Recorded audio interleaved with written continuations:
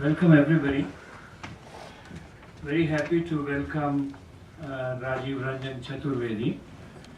Uh, Years back when he left JNU after completing his MPhil, I think he has made great strides. He was in Canada with ICRD. He was then with ICRIER in India. Joined FICCI and managed their foreign policy unit, which I think worked in a very dynamic way. And now he's one of the global emerging voices. He's a fellow of the Global Emerging Voices 2013. So I think we are all here to listen to one of the emerging voices on what is India's role in South China Sea is and should be or has been. Then we have two very distinguished commentators from ISAS. Dr. Sindarpal Singh, ISAS expert on India and regional affairs, and Mr. P. Suryanarayan, who has served for I don't remember how many years as Hindu's correspondent in this region, knowing almost every country inside out. So very competent people we have to comment on his presentation. Rajeev is going to join us very soon, which is a great pleasure. And this is a sort of his, if I say so, a familiarizing interaction with the Institute, mostly in-house. Since it is mostly our own affair, I dare take some liberty that India is in a unique neighborhood where Pakistan objects to India's engagement in Afghanistan and China objects to India's engagement in South China Sea for different reasons, various reasons. Last time when this incident happened in South China Sea on Vietnam, many people thought, at least in this region, there were reactions as to how India has suddenly become interested in South China Sea. Not many of them had taken note of the fact that India was digging oil in Vietnam since the early 80s, late 80s, early 80s, the negotiations started. And India has been a friend of Vietnam since the days when we also had what you call Hindi Chini Bhai Bhai. So India's engagement with Vietnam does not necessarily have, I repeat, an anti-China dimension. But this is how it is mostly interpreted. When India asserted its right to continue to dig oil in Vietnam, China raised serious objections. And the Indian strategic community got divided whether India should be playing any role in South China Sea or not. Rajeev would tell you more about what the present Navy Chief Admiral Joshi has said about it very clearly, that we have, wherever we have our economic and trade stakes, we will try to protect them. And since South China Sea is one of those areas, India would protect them at any cost. There were other naval experts. Mr. Arun Prakash, the former Navy chief, who said why 2,500 miles away we should be poking our nose when we don't have the capability to assert ourselves militarily. What happens if the Chinese blast the oil rigs which we have dug there? Can we really protect them? There was another version by Admiral Raja Menon, who is one of the strategic thinkers with us in India these days. And he said, South China Sea, wonderful. If the Chinese push us on the Himalayas, we can push the Chinese on South China Sea. And with much less money, which we are otherwise investing on the Himalayas, in like the North Mountain Strike Corps, which we are creating with almost 6,000 crores of rupees. If that money is given to Navy, Navy can do much more. Many of you know that Navy is a poor brother of the Indian Armed Forces. There was a time when it did not get more than 3% of the budget. defense budget. Now it is hovering around 20, which is again not very comfortable. The largest chunk goes to the army, next it goes to Air Force. So Navy is still asking for more and more resources. I think Rajeev will tell us what our stakes are, and whether Admiral Joshi is correct, or Prakash and Raja Menon are to be taken account of. And then when he has made his presentation, I think both the commentators would take about 5 to 7 minutes to share their thoughts on the subject. We shall then open it to the whole house and see how discussion proceeds. So Rajeev, you have about 20 minutes to do whatever you want to say on the subject. Thank you, Professor Muni. Good afternoon, everyone. Let me begin by expressing my deep gratitude to Institute of South Asian Studies for giving me this opportunity. I'm delighted to be here with all of you this afternoon to share my understanding on this important topic, India's interest and its approach towards the South China Sea.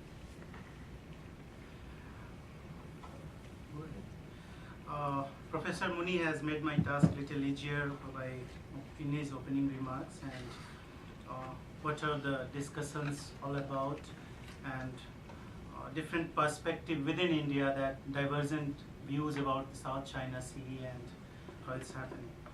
So before going into that, let me put things into perspective. India is a huge, boisterous nation bursting with optimism for its future. Today, we witness an India reaching out. Its private sector is doing so aggressively, carving out markets for its globally, investing widely and taking over industrial and services icons abroad. India's relations with the world have seen a fundamental transformation over the last 2 decades.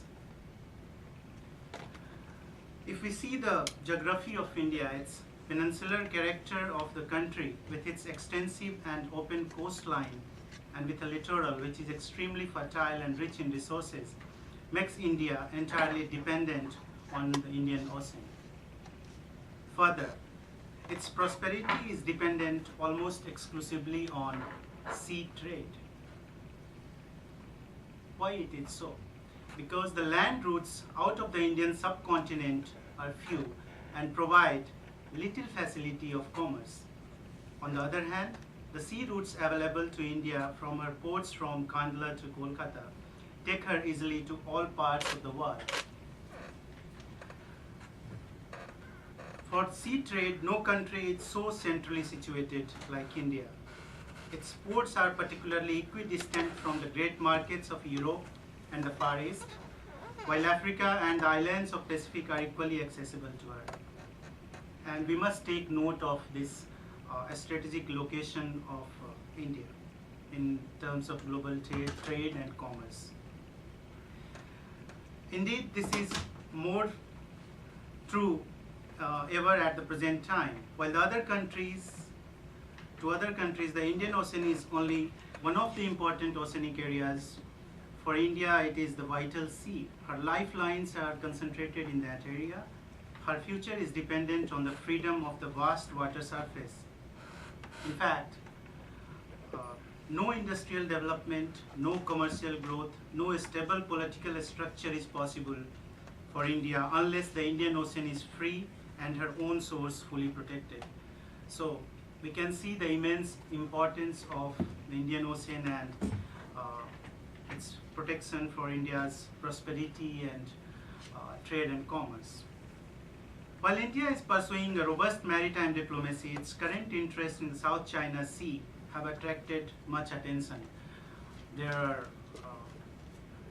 protests and reservations from China about India's investment there and other activities India is doing in the region.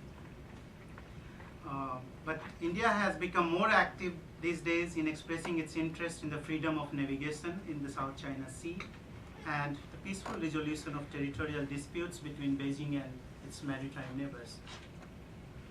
What are India's interest in the South China Sea? Why India has become more active in expressing its begin by quoting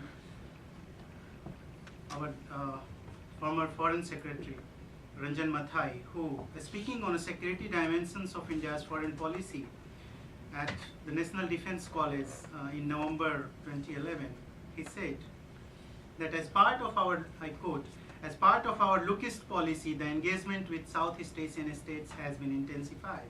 The Asia-Pacific region is witnessing evolution of a regional economic and security architecture. He underlined that the entire Indian Ocean region stretching from East African coast to the South China Sea remains crucial to our foreign trade, energy, and national security interest. He clearly outlined that what are the key elements for which the South China Sea is critical for India's national security. Indeed, the South China Sea is a region of tremendous importance to the peace, stability, and prosperity of the Asia Pacific. There are overlapping claims of territorial sovereignty among various countries. More importantly, the region's abundant natural resources and strategic location makes it central to the agenda of several countries, including India. Further, the South China Sea accounts for approximately 10% of annual global fisheries catch, making it extremely important to the fishing industries of nearby countries. As a whole, the region as a whole is also rich in both oil and natural gas, which has led to a speculation that the disputed territories could hold potentially significant energy resources. As I mentioned, its geostrategic position is very significant in terms of international shipping. Majority of energy shipments and raw materials pass through the South China Sea. And India and many other countries have interest in protecting the sea lanes that run through the area, as they consider open and stable maritime commons as essential to international trade and prosperity. There are different estimates about the resources. For example, energy resources. US Energy Information Administration estimates that the South China Sea contains 11 billion barrels of oil and 190 trillion cubic feet of natural gas in proved and probable reserves. But there are difficulties in making the accurate estimates because of disputed territory and different claims. There are other estimates as well. Chinese estimates it like 16 trillion cubic meters of natural gas and 20 to 30 billion tons. So there are conflicting estimates, but it is believed that it is rich in natural resources, and that's one reason that several countries which are in need of natural resources to sustain their economic growth and to maintain their high rate of growth, they need resources, and they are going out and interested in that region, including India. In fact, Professor Muni mentioned in his opening remark about Vietnam, India, and China issue, where ONGC Videsh has invested there in exploring the oil. But he also mentioned that it not essentially against China or any competing interest, because India and Vietnam relationship goes back to 1988, and when it acquired its first overseas asset, Block 06.1, and later on it acquired Block 127 and 128 for exploration. The dispute which is there is about Block 128, which falls within the exclusive economic zone of Vietnam, and China claims that it's in Chinese territory, so India should stop exploration there. And there were different opinions and statements by both the governments as well as in media. India's booming trade with the Southeast Asian countries, paved by New Delhi's lookist policy towards the region in response to a period of fast economic growth, in 90s has given a refurbished Indian Navy more regions to develop an expeditionary outlook and transcends its traditional areas of operation, principally in the Indian Ocean. In fact, the new outward orientation of Indian Navy steadily gathered momentum in the 90s with a wide-ranging bilateral and multilateral contacts. India began to expand joint naval exercises with all the nations of Southeast Asia, stepped up its port calls in the region, and received ships from the region at its own ports. This new dynamism in Indian naval and is precisely because of increasing demand for resources and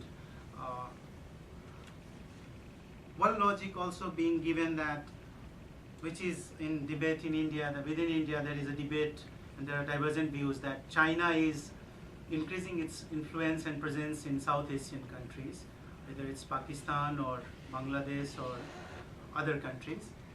And India also feels that it's natural for India to reorient its foreign policy and reconnects itself to Southeast Asia. So lookist policy began with that.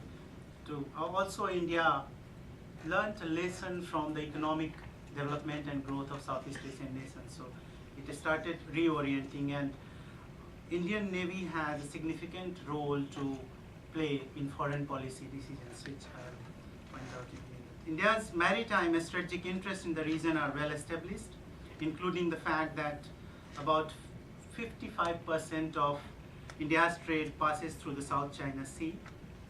Indian Navy has also been involved in several high-profile maritime operations in the region, including humanitarian assistance, disaster relief, joint naval exercises, port calls and transit. For example, Indian Navy's prominent role in the relief operation during Asian tsunami of 2004 and cyclone that struck Myanmar in 2008 have earned its reputation of being on the verge of possessing Asia's only viable expeditionary naval force. Joint naval exercises have also become a catalyst for maritime confidence building, including multilateral operations such as the biennial Milan or search and rescue operations and other bilateral exercises, including with Singapore, India maritime bilateral exercises, SIMBEX, and it's doing for quite some time. Further, despite the absence of forward bases, Indian Navy has been able to make port calls in Singapore, Vietnam, and other like-minded countries. This has been complemented by the expansion of Andaman and Nicobar, which is Southern Command of India, with the establishment of deep water maritime facility in Campbell Bay, INS Barge, in July 2012, which is perceived as India's window into the East and Southeast Asia. India's strategic interest in the South China Sea also emanates from sea's importance as a vital transit route, given the Indian Navy's growing presence in Western Pacific, as evidenced by its joint naval exercises with Japan and South Korea, and import of oil and gas from Sakhalin in Russia Far East. Further, while India has not yet become reliant on hydrocarbons resources from the South China Sea, this is likely to change given India's increasing strengthening relationship with Vietnam. How India will respond, or about the capability of India. When India and China were doing border negotiation, they started at that very moment. The timing of D.K. Joshi's, India's naval chief, remark was very like, at the one hand, India and China were doing important dialogue, and India's naval chief, on the eve of Navy Day last year, he made a remark that about how India will protect its interest in the South China Sea. Is it ready for that or not? And he made, I quote him, that not that we expect to be in the South China Sea waters very, very frequently, but when the requirement is there, for example, in the situation where our country's interests are involved, for example, ONGC, Videsh, etc., we will be required to go there, and we are prepared for that. Are we preparing for it? Are we holding exercises of that nature? The short answer is yes. Unquote. That was the remark which made a lot of discussions and debate within India and outside also. I think Admiral Joshi's statement represents a watershed moment in defining New Delhi's approach towards China's rising assertiveness in the South China Sea and signals a more robust Indian maritime diplomacy. After decades of low-profile diplomacy in the Pacific, an increasingly confident India is gradually stepping up its engagement with wider reason and flexing its increasingly robust naval muscles in the process. Very recently, during the ASEAN Defense Minister Meeting Plus, ADMM Plus, India's Minister of State for Defense, Jitendra Singh, reminded China that it could not unilaterally write the rules in the region. He said, and I quote, "The safety and security of the sea lanes of communication is of paramount importance. There is a need to reaffirm the importance of unimpeded right of passage and other maritime rights in accordance with the accepted principles of international law. Maintenance of peace and security in the region is of vital interest, and sovereignty issues must be resolved peacefully by all countries concerned. In accordance with the international law, we oppose the use of the threat of use of force. We hope that all parties to disputes in the South China Sea region will be abide by the 2002 Declaration of Conduct in the South China Sea and work together to ensure peaceful resolution of disputes in accordance with the international law, including the UN clause." Unquote. So we see that either it's military or political leaders, gradually they are indicating that what are the policy elements, what is India's approach towards South China Sea, and one can elaborate if we analyze clearly. Access and stability are the two key interests India has in the South China Sea. What are the key elements actually? It's all there. When I quoted him, you can trace the key elements of India's policy towards South China Sea. One is that freedom of navigation. India has an abiding interest in maintaining a freedom of navigation in the South China Sea. India clearly underlines unimpeded right of passage. It is essential for the peace and prosperity in the Asia-Pacific region. Second, peaceful resolution of disputes.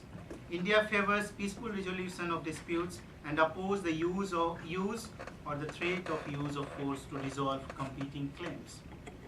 Third, peace and stability. Maintaining peace and stability in the region is indispensable, and India emphasizes for a collaborative diplomatic process by all claimants on the basis of consensus. Fourth, respect of international laws. India insists on peaceful resolution of disputes in accordance with international law, including the UN clause. Beyond these elements, the Indian maritime doctrine or strategy clearly articulates the role for Indian Navy, how Indian Navy is expected to play a role in foreign policy objectives. It asserts that the major task of the Indian Navy during 21st century will be to use warships to support national foreign policy. During the long years of peace, we need to project power and show presence, catalyze partnership through our maritime capability, build trust and create interoperability through joint or combined operations and international maritime assistance. The strategy also highlights the Indian Navy's role in helping to maintain peace and tranquility in the Indian Ocean region and in meeting the expectation of our friends when needed. One thing is very clear, that Admiral Joshi's statement highlights this strategy, which tells Indian maritime strategy, which is in tune with Admiral Joshi, which reiterates that Indian Navy is preparing itself to face the challenge being created by assertiveness of China. And the focus of India is in the leadership of ASEAN in cooperation with all regional parties. India is trying to or supporting multilateral approach than dealing bilaterally. There is little shift in that. That the statement by minister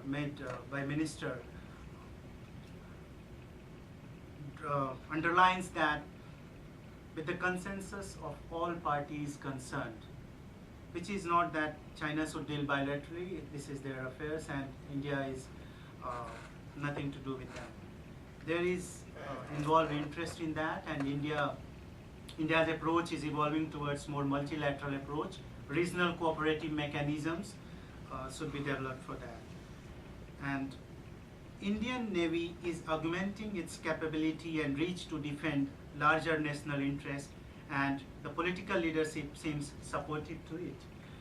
And a very brief comment on Professor Muni's remark, which he indicated about two different views. One is our former naval chief, Admiral Arun Prakash, who made that India is not capable to intervene there in case if China take any military action there. Will India be able to defend that?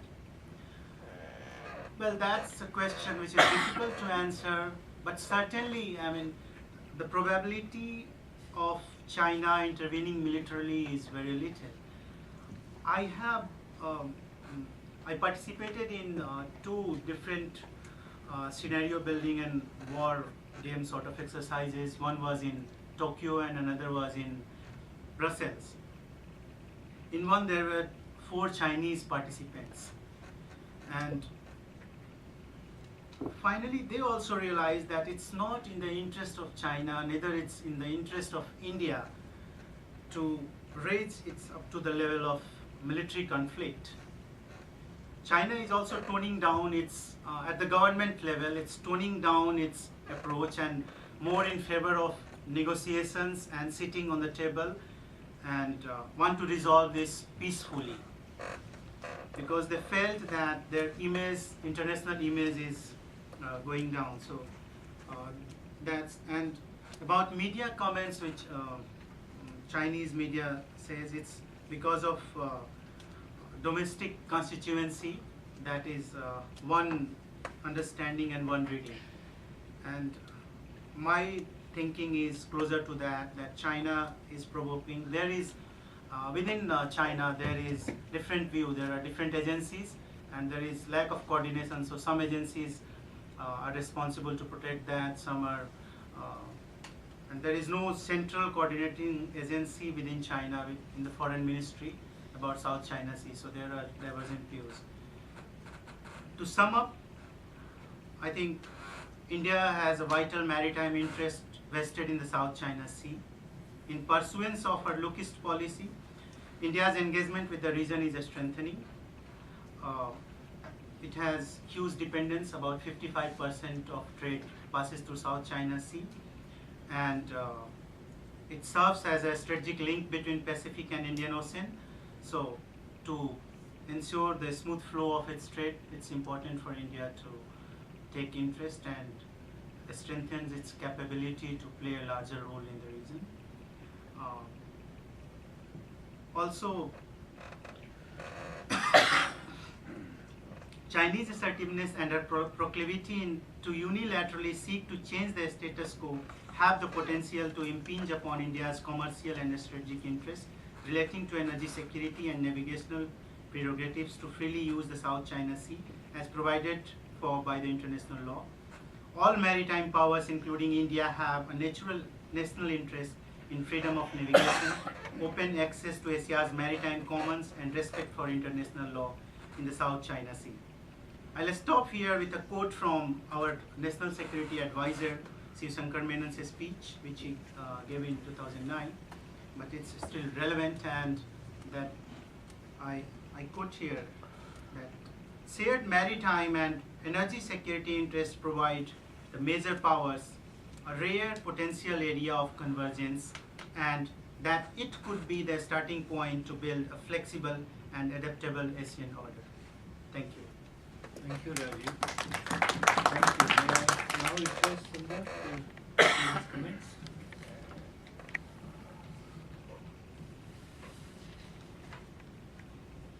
Thanks, Prof. Muni. I'll make this really brief so that there's more time for question and answer. I basically have, I think, three major points. Firstly, let me say it was a very clear overview. If I heard him properly, I think the main things he was stressing was freedom of navigation, the security of energy supplies, and wider trade routes. These are kind of basic Indian interests in the South China Sea.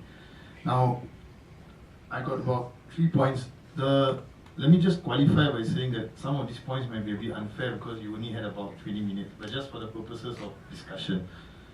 Firstly, I thought maybe you could have said a bit more about the relationship between the India-China competition in the Indian Ocean and its relationship to how India perceives the South China Sea, because obviously there is something going on there, and so the two of them actually sort of relate to each other. So that was something that I thought could have been put in.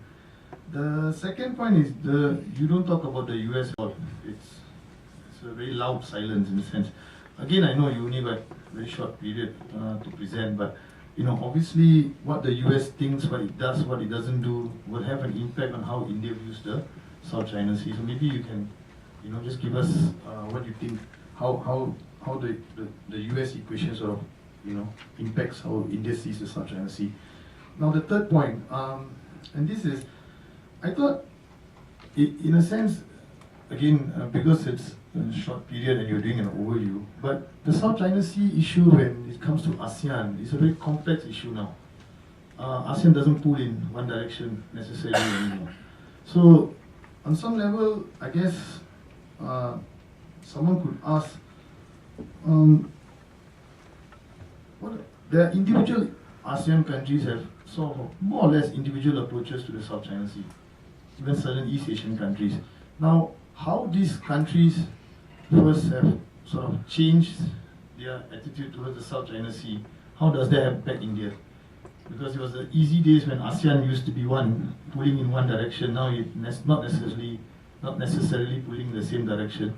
Obviously, there will be an impact on how India views the South China Sea. So maybe, in that sense, a bit more depth there would have helped a bit because it makes the whole plan a bit more nuanced. So yeah, those are my 3 points. Thank you.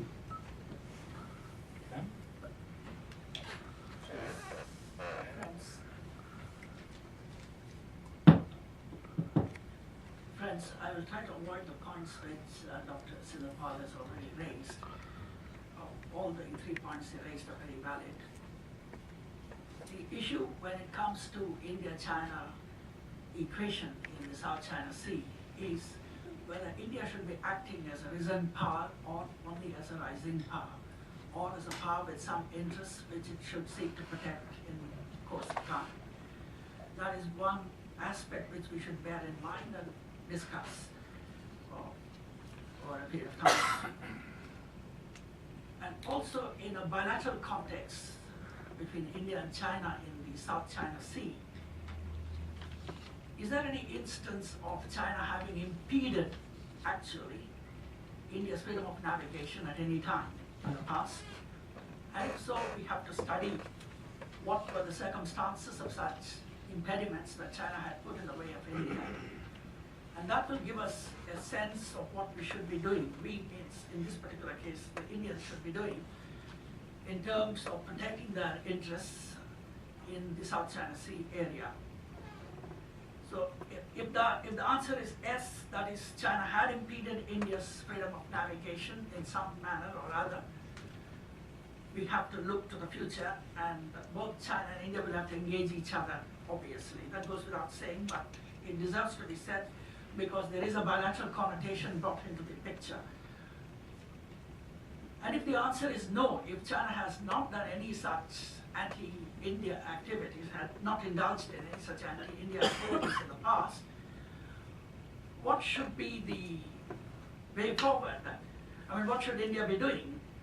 Then we have to examine whether Admiral Joshi's comments were wise enough or were made prematurely, or whether Admiral Joshi's comments were nothing but bravado without enough firepower to back up. That relates to the issue raised by Professor Muni about Admiral Prakash's comments as well. And there is obviously a corollary to all these things.